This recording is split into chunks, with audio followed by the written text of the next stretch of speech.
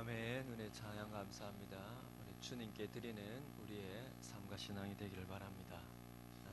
오늘 또 설명절을 맞이해서 저희 교회에 오신 또 가족분들 함께 말씀 듣는 가운데 은혜가 또 도전이 또 함께 은혜와 도전을 받으시는 또 여러분 모두 되시기를 바랍니다.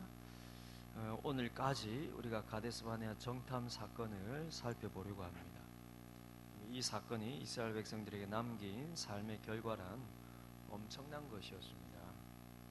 지난주 살펴보았고 또 오늘 본문 읽기 전에 잠시 설명드렸던 것처럼 하나님은 불순종으로 약속의 땅을 거부한 그들에게 약 1년 전 금송아지 사건 때의 그 약속대로 그 죄는 용서하시지만 그 반역에 대한 책임을 물으셨습니다. 그 책임이 무엇이었습니까? 그들의 불평과 원망의 말 그대로 20세 이상 성인 세대들은 약속의 땅에 들어가지 못하고 광야에서 생을 마감하는 것이요, 그들이 걱정했던 자녀 세대들은 40년 후에 약속의 땅에 들어가되 그 40년 동안 그들 부모의 죽음을 광야에서 처리해야 하는 삶을 사는 것이었습니다. 물론 이것은 부모의 죄책을 그 자녀들도 함께 받는다는 의미가 아니었죠. 다만 18절에 우리가 지난주 살펴봤던 18절에 나타난 하나님의 약속, 곧 대략 1년 전 금송아지 사건 때 하나님께서 하셨던 그 약속처럼 아버지의 죄악을 자식에게 갚아 3, 4대까지 이르게 하리라는 말씀의 성취일 뿐이었습니다. 아버지의 죄악을 자식에게 갚는다라고 다소 오해스럽게 번역된 이 구절의 원래 의미가 무엇이었습니까? 부모의 죄 책임을 자녀에게도 묻겠다는 뜻이 전혀 아니라 부모의 죄가 결과적으로 남긴 환경적인 영향, 그 변화를 함께 사는 그 자녀들도 어쩔 수 없이 받을 수밖에 없다는 것이었습니다. 그럼 지금 이스라엘 자녀들이 부모로 인해 이런 환경적인 변화를 함께 받는 것이죠.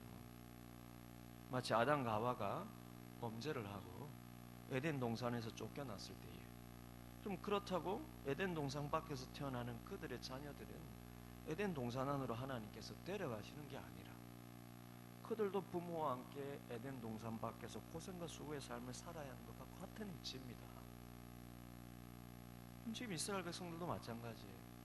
부모 세대의 불순종으로 인해 그 자녀들도 40년간 그 부모들과 함께 광야에서 살면서 그곳에서 생을 마감하는 부모 세대의 시신들을 장례해야 하는 삶을 살아야 했다는 것입니다. 지난주 계산해 드렸죠.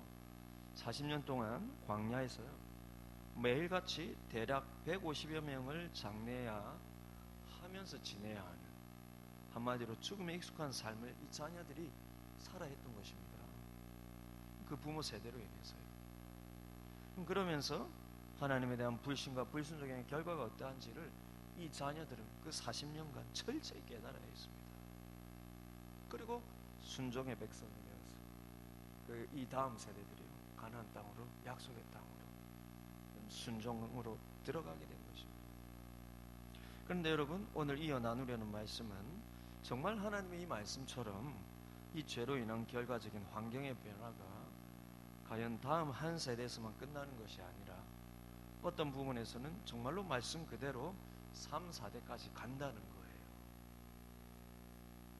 그러니 여러분, 이거는 반드시 너희가 어떻게 하든 3, 4대까지 간다 이 말이 아니라 그만큼 그 영향이 3, 4대까지 미칠 정도로 그 죄에 대한 죄의 파괴적인 영향이 크기 때문에 우리가 더욱더 이 말씀을 두려움으로 받으라는 것입니다. 그게 오늘 우리에게 주시는 첫 번째 메시지입니다. 그것이 어디서 보여질까요? 저는 이 사건의 말씀을 곱씹으면서 보다가 25절 말씀에서 깜짝 놀랐습니다. 오늘 본문이 여러분 성경을 보면 26절부터 세 단락으로 이렇게 성경에 표시가 되어 있는데 25절부터 읽어서 조금 의아했을 텐데요. 25절에서 저는 그 부모의 죄가 남긴 그 환경적인 결과가 3, 4대까지 간다라는 이 말씀이 이 25절에서 이렇게 느껴지는 것입니다. 이스라엘 온 백성들의 불평과 원망 후에 하나님께서 나타나셔서 심판을 하시는데 40년간 광야의 삶을 선언하지 않으십니까? 그래서 약속의 땅을 뒤로하고 광야로 되돌아가라고 명령하시는데 25절에 이런 말씀이 나와 있어요. 그럼 25절 같이 한번 읽어볼까요? 같이 읽겠습니다. 시작. 아말렉인가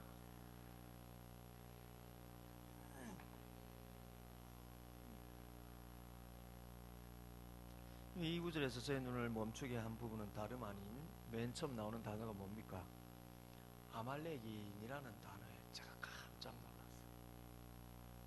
즉, 좀 만약 이스라엘이 이 가데스 바네아에서 약속의 땅 가나안으로 진군에 들어갔다면 제일 처음 만나게 될 족속이 누구라는 겁니까?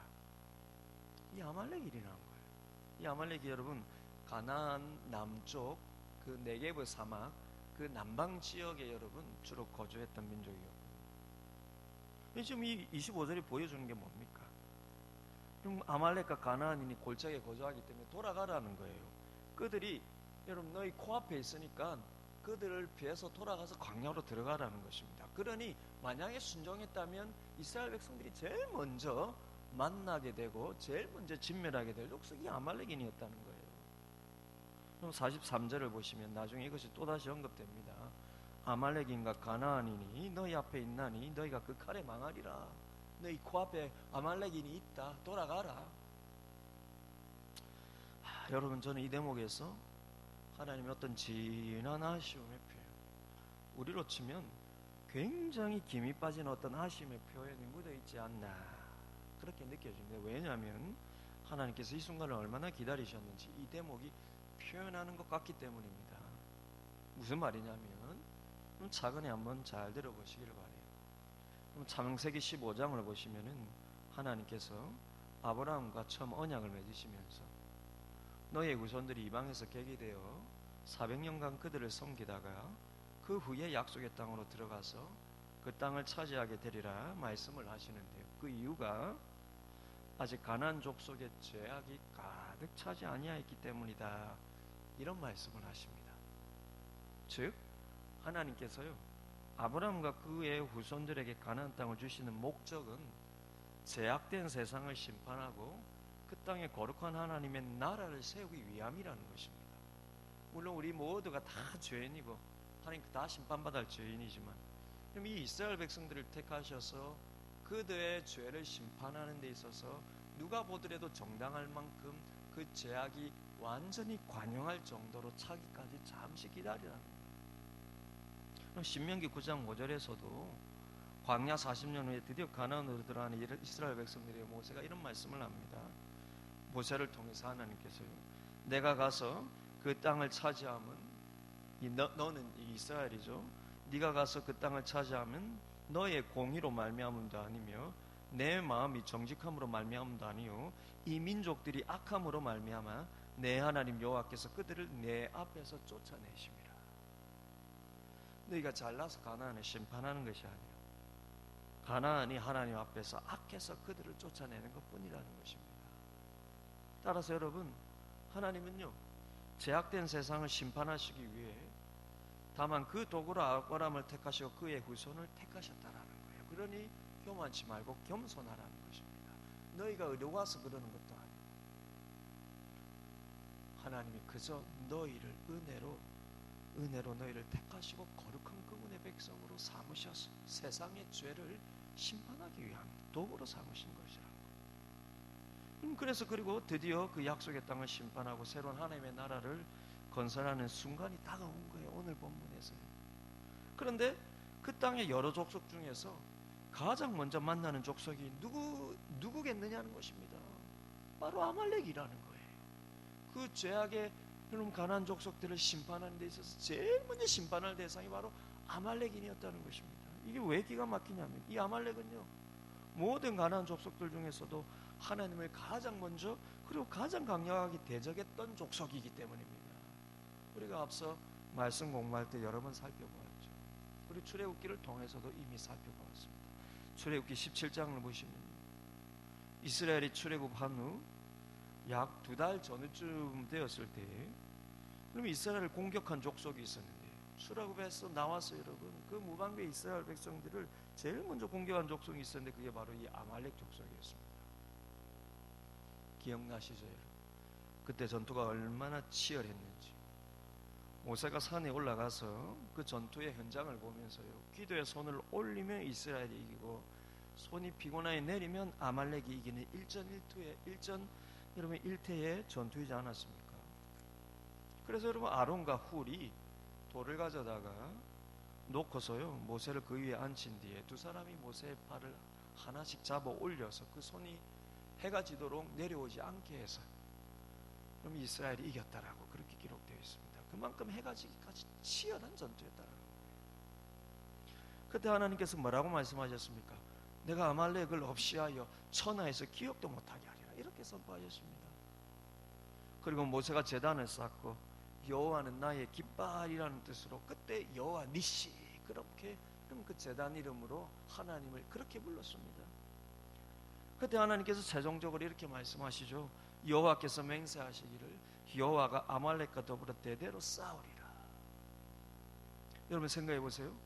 아말렉이 이스라엘을 막아선 것을 하나님은 자신에 대한 대적으로 보고 하나님께서 맹세하시기를 내가 아말렉과 더불어 싸울 것이고 그들을 천하에서 기억도 못하도록 없애버릴 것이다. 그렇게 하나님이 스스로 맹세를 하셨습니다. 그러면요 전능하신 하나님께서 이 족속을 멸절시키는 것이 그렇게 어렵습니까? 그럼 소돔과 고모라처럼 불재앙 한번 내리시면 끝이에요. 하나님이 죄악의 땅을 심판하시는데 그렇게 어렵지 않습니다. 그런데 하나님께서 이 아말렉의 습격에 분노를 하시면서 그들을 역사에서 사라지게 하겠다고 그렇게 맹세까지 하시면서도 그 순간에 당장 심판치 않고 기다리신 이유가 무엇이겠습니까? 그 전능한 하나님께서요 나를 대적하고 나의 구원의 역사를 방해하는 이 아말렉 족속을 내가 심판하겠다고 그렇게 맹세해놓고도 그 전능한 하나님께서 이렇게 기다리신 이유가 무엇이겠습니까? 바로 이스라엘을 통해서 그들을 심판하시겠다는 거죠. 이스라엘을 여호와의 거룩한 군대로 삼아서 그들의 죄악을 심판하시겠다는 것입니다. 그러니 여러분 이때로부터 대략 1년 후에요 드디어 이스라엘이 가나안으로 들어가게 되었을 때 아말렉을 가장 먼저 만나는 것에 대한 하나님의 기대가 얼마나 컸겠습니까? 그분이 스스로 맹세한 것을 지키시고 여호와를 대적하는 이 악한 족속을 심판하실 절호의 기회가 온 것입니다. 출애굽 구원의 역사를 가장 먼저 방해한 이 악한 세력을 하나님께서 그분의 나라를 세우는 데 있어서 가장 먼저 심판하실 그래서 하나님의 말씀을 하나님께서 성취하실 기회가 왔다라는 거예요. 그런데 여러분 그런데 그 결과가 어땠다는 것입니까? 이스라엘이 이를 거부하였다는 거예요. 이스라엘 백성들이 이를 거부하였다는 것입니다. 그런데 더 놀라운 것은요 하나님이 택하신 이스라엘이 이를 거부하니까 그 전능하신 하나님께서도 그분의 이 심판 계획을 연기하셨다라는 거예요. 아말렉에 대한 심판을 미루신 것입니다. 하나님의 백성이 여러분 멈칫거리니 이를 통한 세상의 심판도 하나님이 잠시 멈추시는 거예요. 근데 여러분 이제 진짜 한번 잘 들어보시길 바랍니다. 진짜 잘 들어보시길 바랍니다. 근데 정말로 안타까운 것은 세상에 대한 하나님의 심판이 이스라엘의 죄악으로 불순종으로 멈칫거리고 연기됨으로 인해서 그렇게 살아남 그 세상이 도리어 이스라엘에게 주는 악한 영향이 이제 이스라엘 역사 내내 따라붙는 것입니다.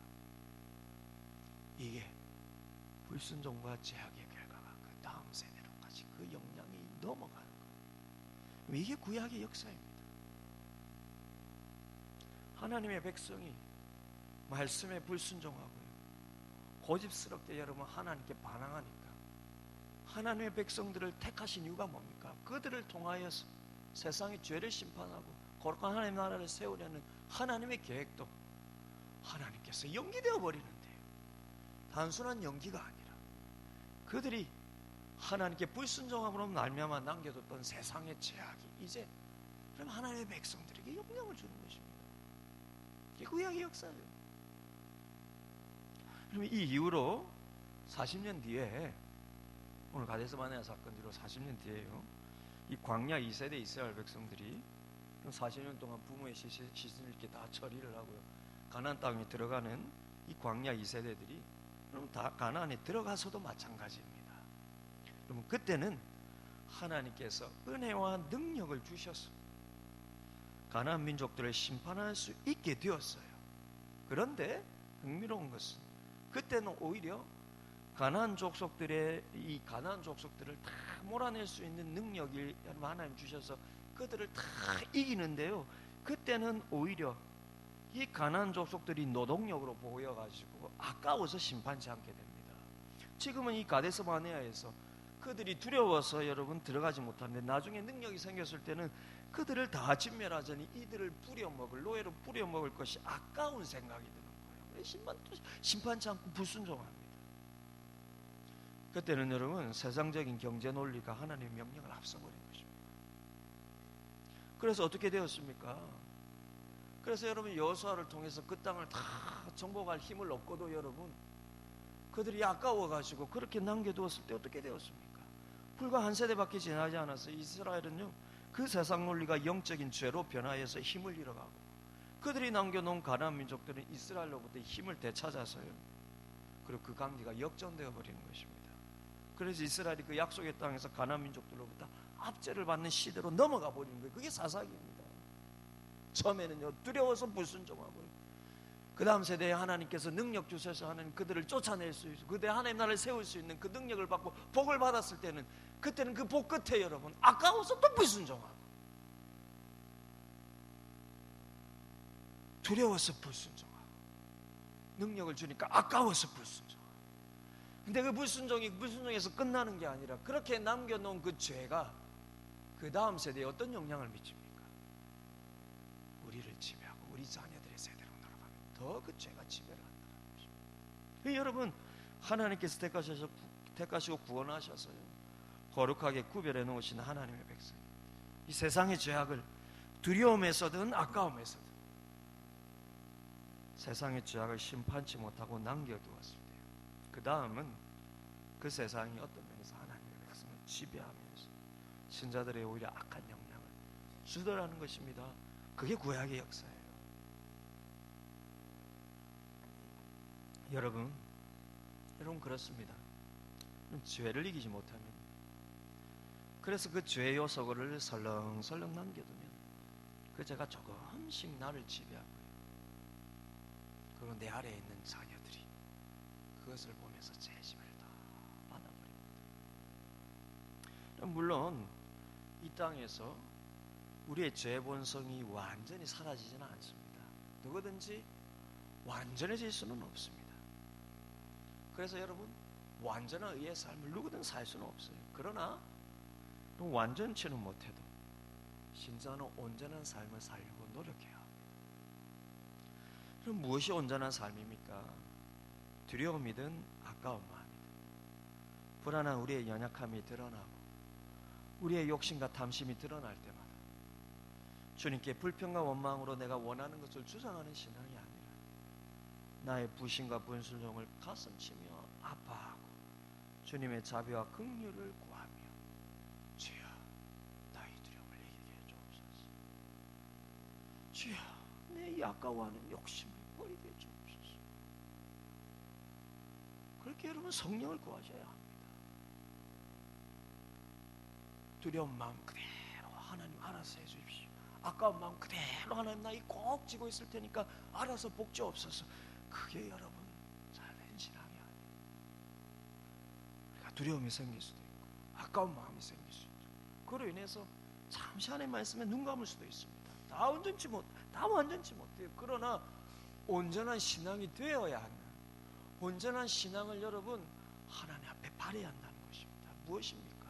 아까운 마음, 두려운 마음 꽁꽁 닫아놓지 말고요, 주여 내 두려운 마음 이길 수 있도록 성령의 능력 주옵소서. 주여 내가 아까워서 하나님 말씀 눈 감고 모른 척하고 있는데 불편한 마음, 계속 불편할 수 있도록 성령께서 내 마음에 주신 이 불편함 하나님 회개하고 나갈 수 있게 해주옵소서. 그게 운명한 신앙입니다. 한 달이 걸리든 1년이 걸리든 여러분 싸워요. 우리 속에 있는 두려움과 탐심.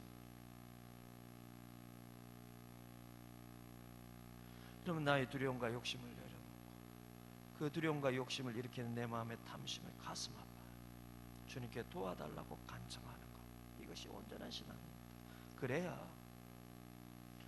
우리가 우리를 죄에서 구원하신 주님의 거룩한 백성이 되어가는 것입니다. 그리고 그래야 우리를 통해 세상의 죄를 심판하려는 하나님의 뜻이 이루어져 가는 거예요. 지금 뭐 구약처럼 전쟁합니까? 아니죠. 지금은 오히려 주님이 보여주신 것처럼 사랑으로 여러분 세상의 죄악을 이겨야 되는 것이죠. 희생으로 세상의 죄악을 이겨야 되는 것이죠. 정직으로 세상의 죄악을 이겨야 되는 것이죠. 순결로 여러분 세상의 죄를 이겨야 되는 것이죠. 그래야 여러분 세상 사람들의 하나님 나라를 보여줄 수 있는 것이죠. 이게 우리는 하나님께서 우리를 구원하신 이유입니다. 따라서 여러분 오늘 말씀이 보여주는 것이 무엇입니까? 주님께서 우리를 신자로 부르신 이 소명을 잃어버리면요, 죄된 세상이 우리를 가만히 지켜보는 것이 아니라 오히려 삼키려 한다는 것입니다. 오늘 본문의 이야기로 돌아가서요, 이스라엘이 순종하였다면 가나안으로 들어가자마자 가장 먼저 진멸했을 이 영적인 대적 아말렉 족속, 이스라엘의 불순종을 인해서 어떻게 되었다는 것입니까? 이스라엘이 여러분 순종하지 못하고 이들을 여러분 죄의 이들을 심판하지 못하니 하나님께서 대신 그들을 진멸하였다는 것입니까? 아니지요. 이스라엘이 못하니 하나님이 하였다는 것입니까? 아닙니다. 이스라엘이 못함으로 그들이 살아남아 버렸다라는 거예요. 그래서 하나님 여러분, 우리가 못하면 답답해서 하나님이 하시는 게 아니라 우리가 거룩을 회복할 때까지 기다리는 것입니다. 왜냐하면 우리를 구원하신 이유가 그렇기 때문에. 이스라엘 못하니까 하나님이 여러분 기다리시니까 이들이 살아남아 버린 그 바람에 그들이 이후에는 끊임없이 이스라엘을 방해하고 대적하는 민족이 되어버렸다는 것입니다. 그게 구약 역사 내내 나타나는 이스라엘과 아말렉의 관계예요. 오늘 본문 이후로 아말렉이 여러분 성경에 또 언제 등장할까요? 우리가 몇 번 이 대목을 살펴보았는데 이 아말렉이 또 성경에 언제 등장합니까? 이렇게 살아남은 아말렉이 이후로 여러분 400~500년을 또 가죠. 그러다 하나님께서 이스라엘의 첫 번째 왕으로 사울을 택하시고 그를 통해서 하나님의 이맹세를 이루시기 위해서 하나님이 여러분 초기에 사울 왕에게 주신 가장 중요한 명령이 무엇이었습니까? 아말렉을 진멸하라는 거예요. 왜입니까? 400~500년 전에 이 이스라엘 백성들을 통해서 하나님께서 이 아말렉을 심판하시는 그 계획이 여러분 그렇게 여러분 미뤄졌기 때문에 하나님께서 첫 번째 왕인 여러분 이스라엘 가장 먼저 왕이 된 이 사울 왕에게 제일 먼저 주시는 명령이 뭡니까? 하나님께서 맹세하신 이 약속을 이루기 위해서 아말렉을 진멸하라는 것이었습니다. 근데 그때 어떻게 되었습니까? 사울의 불순종으로 말미암아서 아말렉을 천하에 기억도 못하게 하시라는 하나님의 맹세가 또 한 번 연기가 되어버린 거예요. 그럼 이때는 여러분 사울이 두려워서 진멸하지 않은 게 아니라 아까워서 진멸하지 못했죠. 여러분 다 아시죠? 사울이 여러분 완전히 아말렉을 이기고도 하나님께서 다 없애라는 하나님의 명령을 어기고요, 없애자 하니까 아까운 거예요. 좋은 물건 보니까 아까운 겁니다. 좋은 짐승 보니까 아까운 거예요. 그리고 자신의 힘을 자랑하고 싶어서 아말렉 왕은 포로로 잡아오는 불순종을 합니다. 그래서 또다시 아말렉에 대한 하나님의 말씀이 성취되지 못한 채 이어지는 악연이 여러분 또 어디까지 갑니까? 사울 이후로요 또 400~500년이 지나요. 그래서 여러분 이스라엘이 바벨론의 포로로 잡혀가 있던 에스더 시대까지 가지 않습니까? 그때 바벨론 황제에게 가장 신임을 받던 하만이라는 여러분 바벨론 최고의 신하가요 바벨론 제국 전역에 있는 이스라엘 백성들을 모조리 확살할 계획을 세우는데 이 하만이 누구입니까? 바로 아말렉 왕족의 후손이었던 것입니다. 그럼 그때 페르시아 제국에 있는 이 바벨론 다음에 페르시아 제국 되니까요. 그때 여러분 페르시아 제국에 있는 이 온 유대인들이 그들이 여러분 1000년 동안 하나님의 명령을 불순종함으로 말미암아 이어져 온 이 아말렉인들로 인하여서 오히려 여러분 온 유대인들이, 온 세계에 흩어져 있는 유대인들이 자신들이 진멸당할 위기에 처해버린 것입니다. 그러니 여러분, 하나님의 약속에 대한 불신과 불순종이 다음 세대들에 미치는 악영향이란 이처럼 얼마나 강력한지 모릅니다. 힘이 없을 때는 여러분 두려워서 불순종, 힘이 생기면 아까워서 불순종, 그러다 남겨놓은 죄의 씨앗이 여러분 언젠가는 자라서 도리어 자신들이 괴롭힘을 받고 자신들이 진멸당할 진짜 두려움의 순간이 온 것입니다. 근데 여러분, 아말렉과 이스라엘의 이 역사적인 악연이, 이 긴 역사적인 악연이 어떻게 끊기게 됩니까? 바로 에스더의 믿음과 목숨을 건 순종을 통해서 끊어지게 된 거예요. 왜 1000년 동안 갔습니까? 두려워서 불순종하고 아까워서 불순종하고. 그게 여러분 1000년의 역사 동안 갔는데 이 악연이 어떻게 끊깁니까? 두려움을 이기고 하나님 앞에 담대함으로 하나님의 약속을 의지하여서 순종하였던 여러분 에스더의 그 순종으로 인해서 끊기게 됐던 것입니다. 하나님의 약속을 의지하여서. 그럼 에스더도 처음에 그리 좋은 신앙이 아니었습니다. 그가 여러분 이 지금 제국의 불신 황제에게 여러분 시집을 가고 그녀가 여러분 그 제국의 권력에 앉기까지 얼마나 여러분 똑같은 유대인들의 그 타락한 모습들이 얼마나 있었습니까? 그러나 이 위기 앞에서 에스더가 정신을 차린 거예요.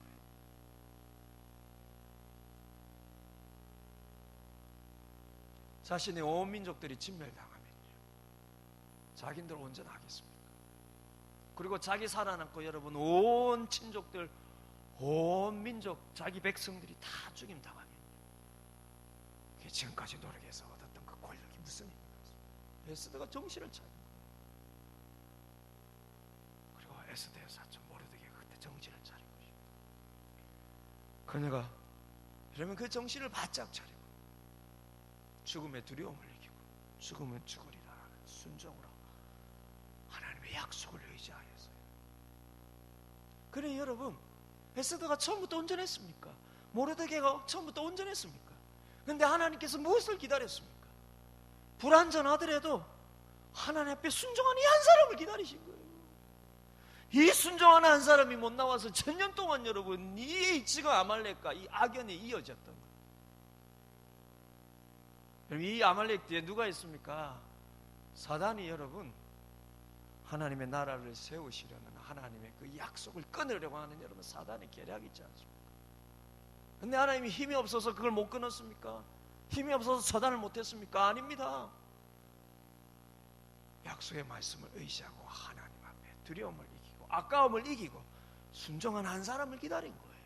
에스더가 정신을 차리고요, 죽으면 죽이리라. 무엇입니까? 두려움을 이기고 내가 설사 이 왕비의 자리, 내가 이렇게 평생 노력해서 얻은 이 왕비의 자리를 잃을지라도 하나님의 약속을 믿고 순종했던 그 순종 하나를 하나님 기다리신 것입니다. 그 순종 하나로요, 하나님께서 기다렸다는 듯이 온 이스라엘을 살리고 아말렉을, 페르시아 전역에 있는 아말렉을 다 진멸해버린 것입니다. 이때로부터 아말렉의 이름이 사라져버린 거예요, 역사에서요. 그러니 여러분, 약속의 말씀의 약속을 믿고 붙들며 순종하는 신앙이 우리와 우리 세대에게 뿐만 아니라 우리 자녀들과 그 다음 세대들에까지 결과적인 영향을 미친다는 것을 잊지 마시기 바랍니다. 이러고 나서야요, 에스더가 이러고 나서야요, 그 후손들이 이 날을 기억하여서 불인절이라는 절기를 만들어서 이 날을 하나님께 감사하는 신앙이 되지 않았습니까? 그러니 여러분, 이 여러분 하나님께서 약속하신 이 말씀을 잊지 말고 불평과 원망의 불순종으로 인한 악한 영향이 아니라 믿음과 순종으로 인한 복된 영향을 남기시는 여러분들의 삶이 되시고요, 자녀들에게 믿음과 순종의 영향을 남기는 것이 하나님께서 우리에게 맡기신 사명인 것을 잊지 마시기 바랍니다. 교회를 위해서 여러분 아무리 몸바쳐 순종하고 충성한다 하여도요, 교회를 위해서 여러분 시간을 내고 물질을 내고 아무리 그렇게 충성한다 하더라도 내가 정작 내 가정에, 내 자녀들에게 믿음의 영향을 남기지 못하면 그게 무슨 소용이 있습니까?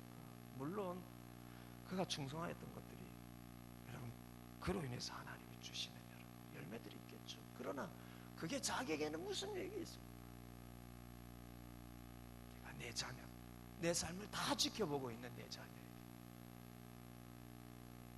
내가 순종과 신앙의 모습으로 살아가는 모습을 보여주지 못해서 정작 내 자녀들은 하나님을 믿는다라는 것이 무엇인지 제대로 이해하지 못하고 그렇게 여러분 불신의 늪으로 점점 빠져간다면 그게 다 무슨 소용이 있습니까? 설명절을 맞이하여서 여러분 온 가족들이 이렇게 모여있는데 정말로 내 자녀들에게 내 후손들에게 남겨야 할 것이 무엇인지를 믿지 않고 혹 내 자녀들의 믿음의 연약함과 혹 믿음에서 떠남이 내가 믿음의 삶을 제대로 보여주지 못하고 순종의 모습을 삶을 제대로 보여주지 못한 것 믿는 것은 아닌가 여러분 돌이켜보면서 우리가 하나님 앞에 우리의 연약함을 회개하면서 주여 지금이라도 순종의 모습으로 살아가는 내 모습을 통하여 우리의 자녀들이 주님께로 돌아오는 그리고 우리의 자녀들에게 선한 믿음의 영향을 미치는 그럼 우리 가족들 다 되게 해주옵소서. 명절 때마다 가족들이 모였을 때 그렇게 기도하고 그런 모습 보이시는 여러분 다 되시길 바랍니다. 좀 광야 40년의 징벌에 대해서 두 번째 살펴볼 것입니다. 이처럼 믿음과 순종이었다면 아말렉을 진멸하고 약속의 땅으로 그들의 자녀들과 곧바로 들어가서 신앙과 삶에 복된 영향을 미쳤을 테지만 어쨌든 벌어진 결과는 불평과 원망의 불순종으로 인해서 그들의 자녀들을 이렇게 데리고 광야로 들어가서 40년을 살아야 한다는 것입니다. 그렇다면 여러분 이 불순종으로 인한 징벌이 이미 와버렸다면 그때는 어떻게 해야 할까요? 이어지는 이야기는 이에 대한 메시지를 또한 우리에게 전해줍니다. 오늘 본문에서 불순종으로 인한 징벌 뒤에 이스라엘 백성들이 보여준 반응은 뒤늦은 후회였습니다. 그런데 여러분 그 후회로 인해서 그들이 보여준 결론적인 행동은 이 후회가 회개가 아닌 또 다른 고집스러운 그들의 불순종이었다는 거예요. 왜 이렇게 되었을까요? 바로 하나님께서 그들을 징벌하신 이유를 그들이 잘못 이해하고 있기 때문입니다. 오늘 본문의 이스라엘 백성들을 보십시오. 10명의 정탐꾼들의 악평을 듣고 밤새도록 통곡하며 하나님을 원망하고 반영했던 이들이 이 하나님의 징계가 선포되자마자 언제 그랬느냐는 듯이 갑자기 태도를 바꿉니다. 태도가 갑자기 돌변해요. 39절을 보시면 모세가 이 말씀을 알리자 이 심판의 말씀을 알리자 백성이 크게 슬퍼했다고 합니다. 그리고 다음 40절에 의하면 다음날 아침 일찍 산 꼭대기에 올라가서 그들이 하는 말이 이렇습니다. 보소서 우리가 여기 있나이다. 우리가 여호와께서 허락하신 곳으로 올라가리니 우리가 범죄하였음이니이다. 생각해보면 이상한 현상이죠. 그들이 언제 모세의 말을 들었습니까? 10명의 정탐꾼 얘기를 듣고 모세를 대신할 지도자를 대신 세우려 하고요. 이에 모세와 아론을 여름 엎드려지게 하였고요. 더군다나 그들에게 하나님의 약속을 믿고 가나안으로 들어가자고 용기를 주던 여호수아와 갈렙까지 여러분 이들이 돌로 쳐 죽이려 했습니다. 그런데 여러분 그들이 어떻게 갑자기 이렇게 태도를 바꾸어서 슬퍼하는 것을 넘어서서 하나님의 명령대로 내가 그 땅에 우리가 다시 들어가겠습니까? 이렇게 할 수 있을까요? 이게 얼핏 보면 여러분 지금 이스라엘 백성들이 죄악을 뉘우치고 회개하는 것처럼 보이지만 실은 그렇지 않다라는 거예요. 단순히 자신들의 기대나 예상과 다른 결과를 보고 후회할 뿐이지 왜 진심으로 하나님 향해 마음을 돌이킨 회개는 아니었다는 것입니다. 우리가 회개와 후회를 구분할 수 있어요. 회개는 후회를 포함하죠. 단순한 후회가 회개가 아닙니다. 이런 왜 이들이 때늦은 이 결단이 회개가 아니라 단순한 후회였느냐면 지금 그들이 하나님의 심판을 모세로부터 듣고 자신들의 잘못을 깊이 돌아보는 것이 아니에요.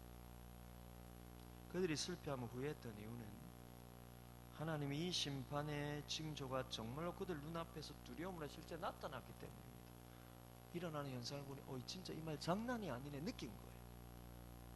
네, 그게 특히 두 가지였는데, 먼저 14장 10절, 오늘 말씀 조금 앞에 10절을 보시면요, 이렇게 말씀합니다. 온 회중이 그들이란 지금 여호수아와 갈렙을 뜻합니다. 온 회중이 그들을 돌로 치려 하는데 그때 여호와의 영광이 해막에서 이스라엘 모든 자손에게 나타났다고 말합니다. 이런 반역의 순간에 여호와의 영광이 나타났단 말이 무슨 뜻일까요? 여러분, 이 영광이란 아마 1년 전 시내산에 나타나셨던 하나님의 영광과 비슷한 종류입니다. 하나님께서 그때 하나님의 영광을 나타내셨을 때 온 이스라엘 백성들이 벌벌 두려워 떨면서요, 모세를 통해서 대신 듣게 해주옵소서 그랬거든요. 우리 하나님의 약속을 신뢰하지 못하고 가나안을 거부한 그들이, 여러분, 이 하나님의 영광이 나타났을 때 순간 얼마나 겁이 나고 두려움이 났겠습니까? 두 번째, 그들을 두렵게 했던 결정적인 이유가 있었는데 36절과 37절을 보시면요, 가나안 땅을 정탐하고 돌아와서 악평을 냈던 이 10명의 정탐꾼들, 이 10명의 정탐꾼의 악평이 여러분 온 이스라엘 백성들의 마음을 흔들어 놓아서 그들이 울고불고 난리가 났지 않습니까? 그런데 이 악평한 10명의 정탐꾼들이 36절과 37절에 의하면은요, 여호와 앞에서 재앙으로 돌연히 죽는 모습을 이들이 다 본 거예요. 그게 무슨 뜻입니까?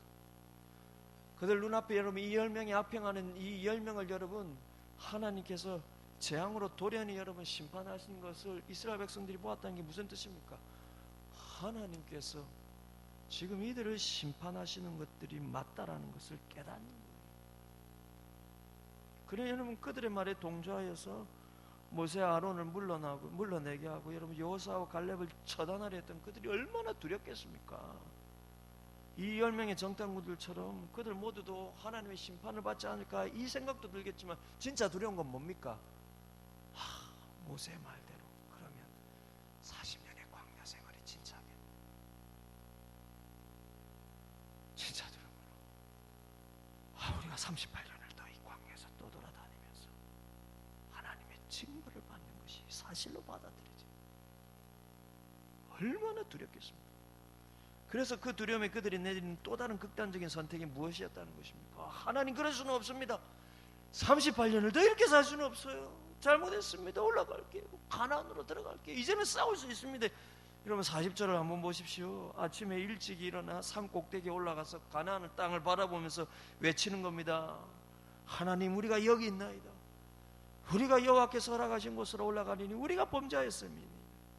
근데 여러분, 중요한 것은 지금 하나님께서 이렇게 그들과 함께 하시는 것이, 여러분 지금 이 상황이 하나님께서 이렇게 그들과 함께 하시는 상황이 아니라는 거예요. 지금은 막무가내로 주여 우리가 여기 있나, 그런 상황이 아닙니다. 그들이 지금 여호와께서 허락하신 곳으로 가겠다고 말하는데요, 지금은 그 땅이 허락하신 땅이 아닙니다. 광야로 돌아가는 것이 하나님께서 허락하신 땅이에요.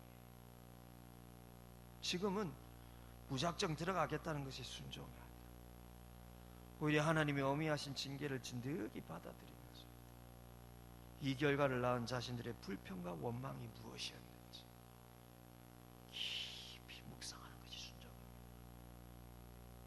그래서요, 하나님을 향한 신뢰와 그분의 약속에 대한 믿음이 우리에게 얼마나 지금까지 없었는지 근본적으로 살펴보면서 얘기하는 것이 순종이에요. 그런데 여러분, 이 순간에도 그들의 마음에는 오직 자신들의 환경과 형편이 어떠한가에 대한 예민함밖에 없었다는 것입니다. 가나안을 거부할 때도요, 어떻게 저런 곳에 들어가서 싸울 수 있어, 그래도 다 죽게, 이런 마음밖에 없었는데, 지금은 여러분 하나님 가나안으로 들어갈게 후회하는 순간도 그들의 마음에는 뭐밖에 없었습니까? 우리가 왜 불순종했나, 우리의 마음속에 어떤 불신이 있었나, 이게 아니라요, 어떻게 또 38년을 이 광야에서 살 수 있어, 이 마음밖에 없었다는 거예요. 그러니 그들의 마음이 얼마나 여러분, 우리가 순간 잘못 선택해서 이런 결과가 되어버렸나, 이런 거 아무 후회밖에 없다는 것입니다. 우리가 순간적으로 얼마나 잘못 선택해서 이런 결과가 되었나, 이런 강한 후회밖에 없었다는 것입니다. 그리고 여러분, 이 생각이 바로 우리로 하여금 하나님의 징계를 제대로 회개함으로 받지 못하게 하는 생각이라는 것입니다. 여러분, 아닙니다. 하나님은 단순히 한순간의 잘못된 선택만으로 우리를 그렇게 징계하시는 분이 아니세요. 오해입니다, 여러분. 내가 그때 그 한순간에 잘못 선택했다. 내가 그때 이러지 않고 이랬어야 되는데 그 한순간에 그 때문에 내가 40년의 징계가 광야가 내게 찾아왔나. 오, 사랑하는 여러분, 하나님은 우리에게 뽑기를 제시해서요, 그 잘못 뽑으면 복 주시, 잘못 뽑으면 여러분 잘 뽑으면 복 주시고 잘못 뽑으면 화를 주시는 그런 분이 아니세요. 이 생각이 바로 하나님이 우리에게 원하시는 참된 회개를, 그저 단순히 한순간의 선택에 대한 단순한 후회로 바꾸어 버리는 사단의 전략인 것입니다. 그럼 저는 사단이 얼마나 살면 살수록 나는 하나님을 위해서 한다라고 하는 게 하나님께 전혀 영광이, 나는 하나님을 위한 생각이라고 하는데 후회도 자책도 나는 하나님의 영광을 위한 생각이라고 하는데 정신 차리고 보면 하나님이 기뻐하지 않고 있는 것을 봅니다. 그럴 때마다 제 마음에 감탄이 드는 게 사단이 얼마나 똑똑한지 모릅니다. 그러니 사단이죠. 얼마나 똑똑하죠.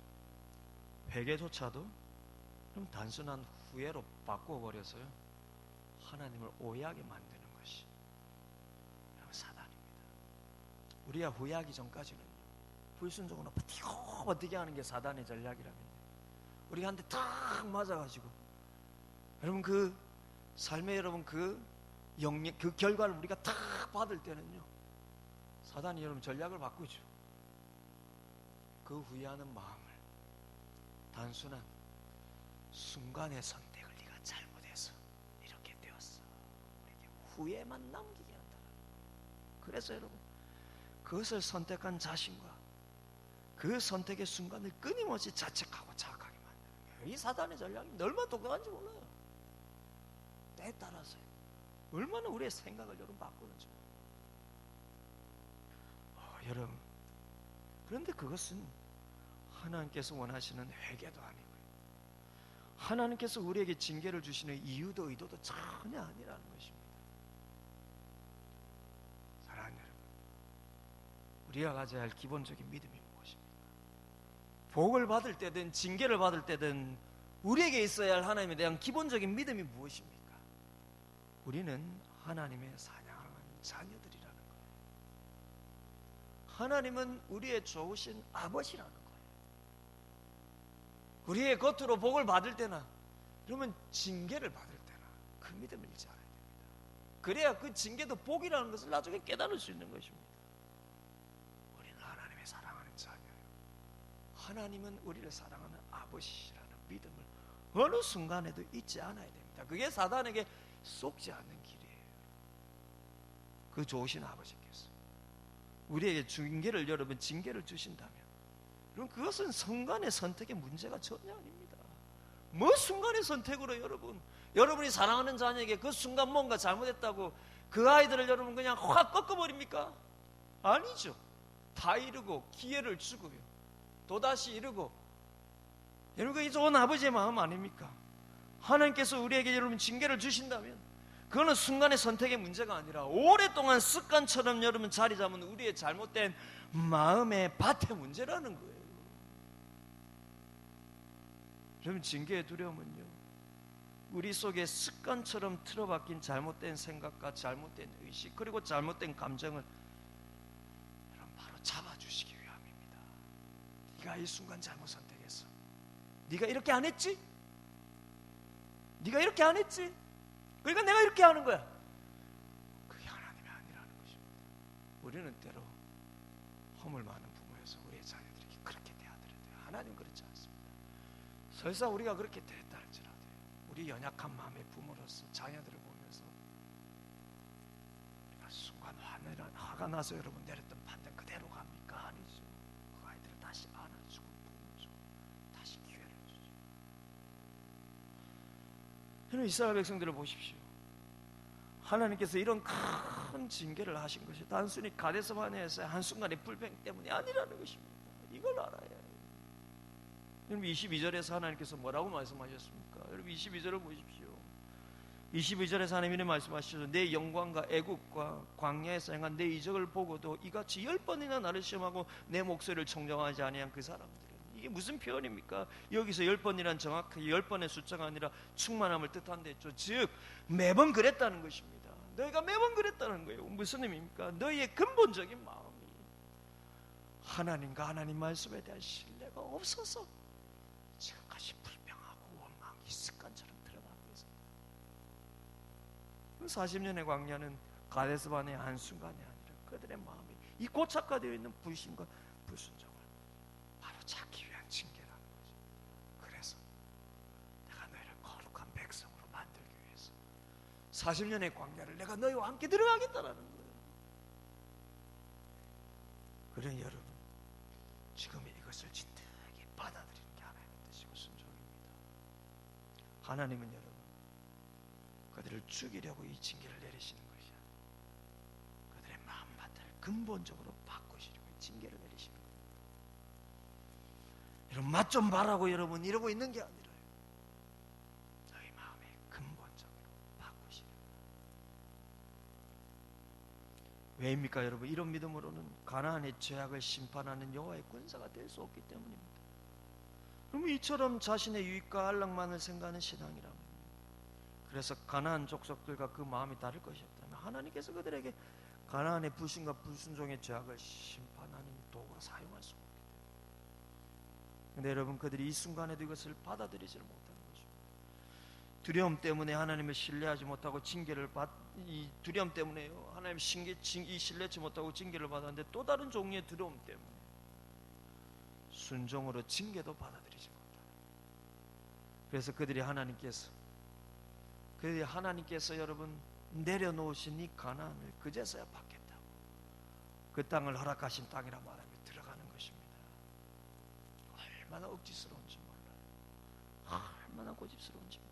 여러분 41절에서 모세가 이를 말리지 않습니까? 너희가 어찌하여 이제 여호와의 명령을 범하느냐. 지금 명령은 들어가라는 게 아니라 여러분 돌아가라는 게 명령인데 왜 여호와의 명령을 범하느냐.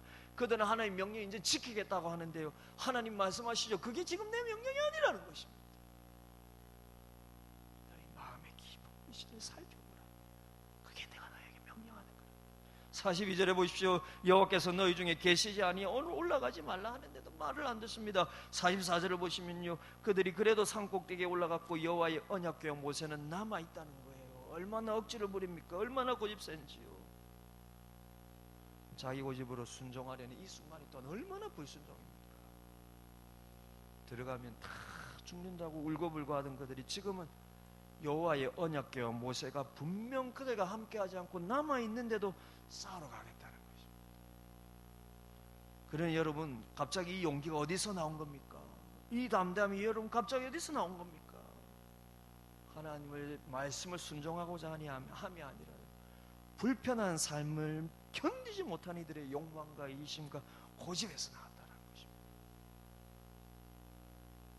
그러니 여러분, 순종은요 단순히 용기의 문제가 아닙니다. 하나님과 그분의 약속에 대한 깊은 신뢰의 문제예요. 순종은 여러분 입 닥치고 용기 있게 그냥 팍 하는 게 아닙니다. 순종은 마음이에요. 깊은 하나님의 신뢰의 문제. 그게 없으니 여러분 두려움이 들 때도 불순종이지만 용기가 생겨도 불순종인 거예요. 그래서 여러분 그 결과가 어떻게 되었습니까? 45절을 보시면 이 아말렉에게 그러다 크게 패하고 도망하는 결과가 된 것입니다. 순종하였다면 저 무엇을 이 아말렉한테 크게 패하고 도망을 한 것입니다. 사랑하는 여러분, 말씀을 줬는데 두려움이 있다면 하나님을 믿고 순종하는 사람이 되시길 바랍니다. 누군가 손에 쥐고 아까운 마음이 있다면요, 그것도 버리고 하나님의 약속을 믿고 순종하는 사람이 되시기 바랍니다. 그러나 우리가 연약하여 혹 두려움이나 아까운 마음을 끝까지 버리지 못함으로 인해서 하나님께서 우리의 삶에 어떤 징벌의 시련을 주셨다라는 생각이 들 때는 그때라도 우리가 믿음으로 그것을 달게 받아요.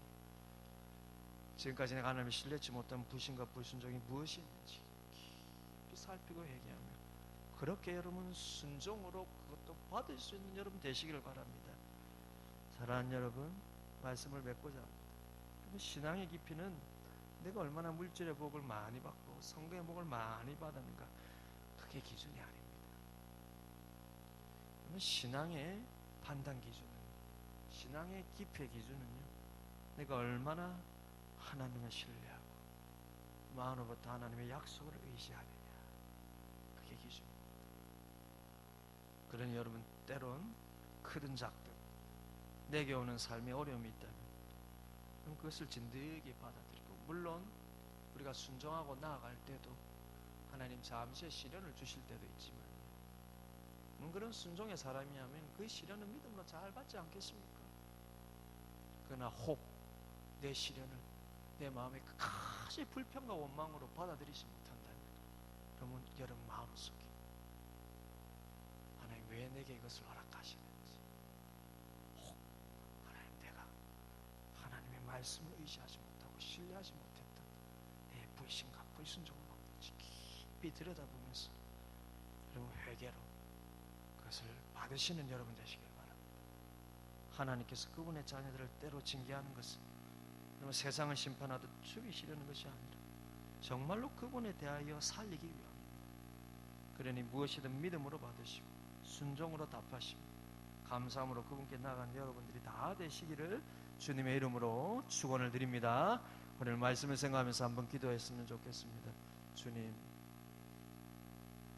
우리에게도 이런 불순종이 있습니다.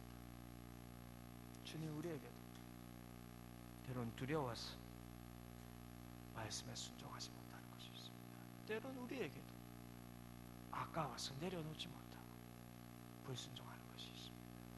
주님, 용서해 주옵소서. 때론 하나님 우리의 불순종과 우리의 원망으로 인해서 하나님 주시는 그 징계를 또 믿음으로 받지 못하고, 그럼에도 또 원망하고 불평하는 우리 하나님의 말씀을 역행하는 우리의 모습입니다. 주님, 용서해 주옵소서. 오늘 말씀을 생각하면서 혹 이런 우리의 불신과 불순종으로 인해서 우리의 자녀들에게 악한 영향을 우리에게 남기는 것도 있다면, 주님, 우리를 긍휼히 여기시고 순종으로 다시 선한 영향이 우리 가정과 우리 가문에 흘러넘치게 하여 주옵소서. 그렇게 오늘 말씀 생각하면서 함께 기도하기를 원합니다. 기도하겠습니다.